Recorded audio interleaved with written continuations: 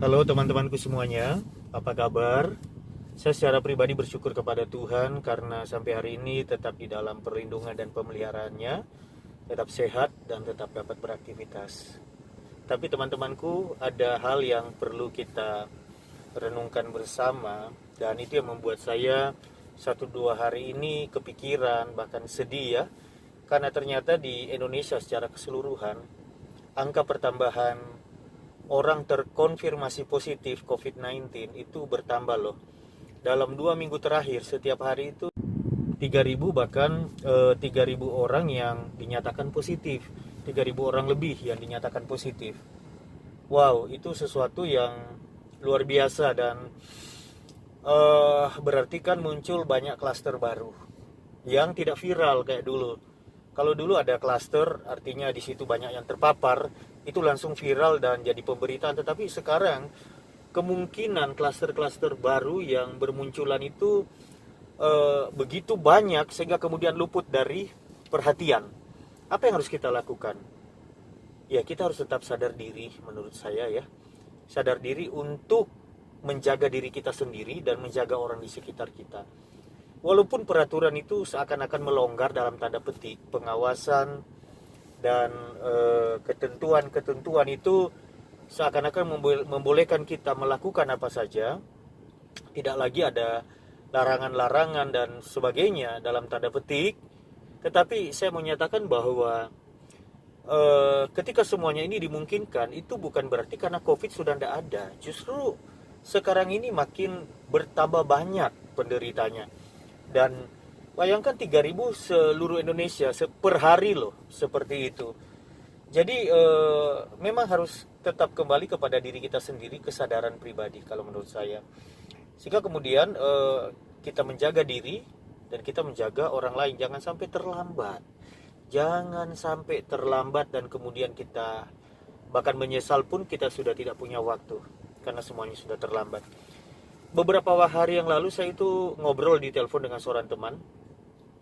Teman saya ini agak lama ya tidak ngobrol, dan ternyata dia cerita, "Walden, saya mau cerita, saya satu keluarga kena COVID." Wow, saya kaget setengah mati. Padahal saya itu tiba-tiba kepengen aja tahu kabar teman ini. Saya satu keluarga kena COVID. Loh, kok bisa? Kok nggak ngasih tahu? Wah, nggak mau ngerepotin. Dan lagi pula kan nggak bisa dikunjungi. Kita semua sedang di lockdown, dia bilang. Jadi itu kisahnya itu di akhir Juli, awal Agustus. Saya bilang, gimana ceritanya kok bisa satu keluarga kena positif? Teman saya ini bercerita bahwa ada satu orang di keluarga ini yang suami istri bekerja. Ada satu orang yang ternyata OTG, orang tanpa gejala. Kenanya pasti entah di mana ya, di kantor atau dimanapun bisa. Lalu karena tidak ada gejala, keluarga ini tidak meriksa dan ya mereka menjalani hidup dengan normal dalam tanda petik gitu kan.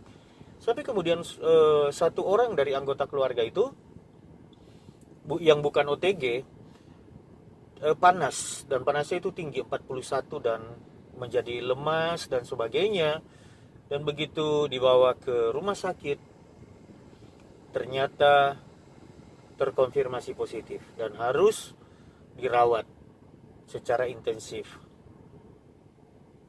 Lalu baru kemudian satu keluarga cek dan ternyata semuanya positif.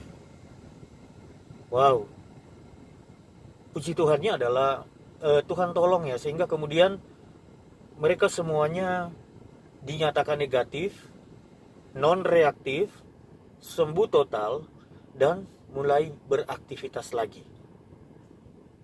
Lalu teman saya ini ngomong begini sama saya, "Walden, please ya, tolong. Di sekitar kita itu banyak OTG. Dan mungkin kita tidak tahu apakah kita itu OTG atau tidak, karena banyak di antara kita yang tidak pernah cek karena merasa sehat. Tolong," teman saya ini bilang sama saya, "hati-hati. SOP, APD, masker tidak boleh lepas. Lalu Kalau memang tidak ada tujuan yang penting, udah, rumah kantor kantor rumah, rumah kantor kantor rumah, itu aja. Nggak usah mampir-mampir, karena kita tidak pernah tahu. Bahkan teman saya ini bilang, siapa tahu ternyata orang yang tidur di sebelah kita, bisa istri kita, bisa suami kita, bisa anak kita, bisa orang tua kita, ternyata mereka adalah orang yang sudah terpapar, orang yang sudah OTG gitu. Dan kemudian di dalam rumah itu kalau ada yang imunnya lemah, nah dia akan kena lebih dulu. Jadi pelajaran apa yang kita dapatkan dari cerita teman saya ini? Jangan merasa sehat lalu kemudian kita mau sembarangan karena kita sehat. Belum tentu, karena OTG itu sehat banget tanpa gejala. Ada orang merasa tidak takut karena dia belum pernah cek. Saya swab, saya pernah beberapa kali cek, diambil serum darah saya dan sebagainya untuk tes COVID ini, dan ya saya bersyukur sama Tuhan, saya non reaktif, negatif hasilnya seperti itu.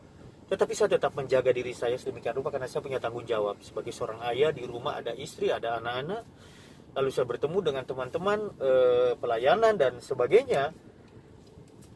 Saya punya tanggung jawab untuk diri saya yang tidak boleh saya abai, karena melihat seakan-akan semuanya sudah mulai menjadi normal. Ini yang saya terus pakai, masker. Saya punya face shield. Kalau untuk pelayanan yang dekat, misalnya kayak persekutuan doa kantor dan sebagainya, saya pakai masker, saya pakai face shield. Dalam pelayanan itu ketika saya mulai menyampaikan sesuatu begitu ya, dalam gathering atau di dalam workshop, saya memakai APD lengkap, masker, juga face shield. Dan ini, saya di mobil ada ini. Apa ini?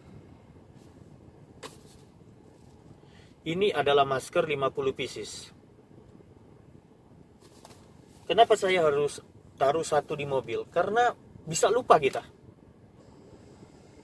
Di rumah itu banyak banget masker batik, masker apapun scuba, yang kadang ketika dibawa turun, setelah kan bisa dicuci disetrika, lupa bawa masukin mobil. Saya punya cadangan.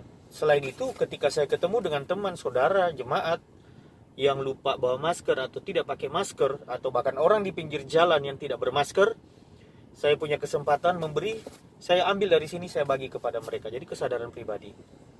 Jadi yang terakhir yang saya mau sampaikan adalah, please, kalau saat ini kita udah boleh ketemu dengan teman, reunian, apa segala macam, itu teman yang kita, itu saudara yang kita kenal, please, kita tidak pernah tahu mereka aman atau tidak, atau kita aman atau tidak.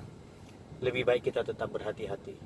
3.000 setiap hari bertambah penderita COVID di Indonesia, bahkan ada yang 3.000 lebih. Tidak main-main. Hati-hati teman-teman. Ingat, kita masih punya tanggung jawab. Kita harus hidup sehat lebih lama supaya kita menjadi efektif dimanapun kita berada. Saya percaya kita ingin berbuat lebih bagi keluarga, bagi anak-anak kita, bagi instansi di mana kita berada. Dan untuk itulah, mari kita jangan abai kepada hal yang sangat penting ini. Kisah dari teman saya yang satu keluarga kena, hanya ada satu OTG pembawa di tengah keluarga, dan ternyata OTG ini aman saja isolasi mandiri di rumah, sementara yang lain harus di rumah sakit. Wow. Dan biaya untuk rumah sakit itu tidak main-main ya. Kalau kita tidak masuk di rumah sakit pemerintah dan sebagainya, kita secara mandiri, itu tidak main-main. Lebih baik kita mencegah, karena mencegah lebih baik dari mengobati. Salam sehat luar biasa. Kita harus hidup sehat lebih lama supaya kita dapat melihat kebahagiaan diri kita di depan, dan juga kebahagiaan keluarga kita, kebahagiaan anak cucu kita. Thank you untuk support bagi channel ini. God bless you. Bye bye.